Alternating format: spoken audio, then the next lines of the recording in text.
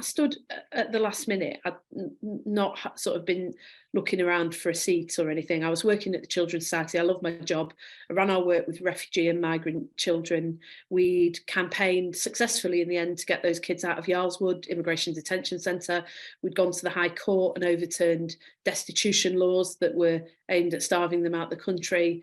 You know, they're a brilliant group of young people, great charity, and I was really enjoying the job. But I went to see Michael Gove a few months. But Michael Gove, my political inspiration, but hold that thought because there's a reason why. Went to see him at Tory Party conference, which in 2009 was in Manchester. I hadn't seen that many Conservatives sort of outing themselves in the centre of Manchester in my lifetime. It felt very much that they were going to win that election outright at that point.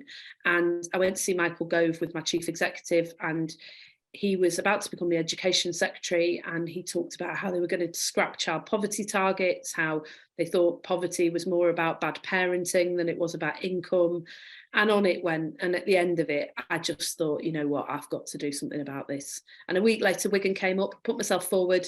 It wasn't a thoroughly unpleasant process, but it's difficult when you put yourself out there.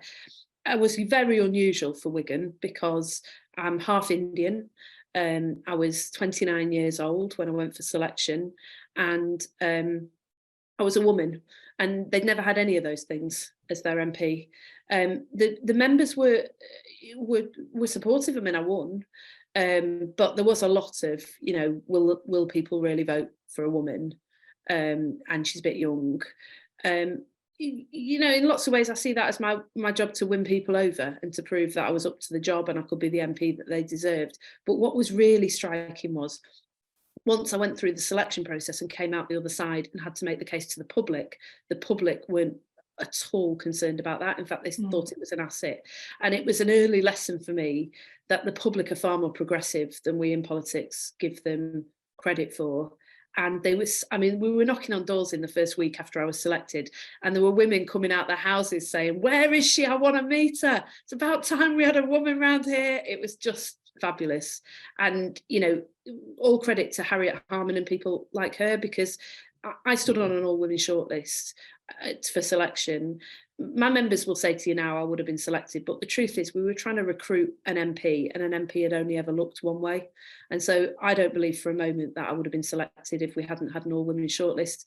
And in the end, we ended up giving the public the choice that they wanted as a result. So, credit to Harriet and others for fighting those fights. You sort of stand on the shoulders of giants.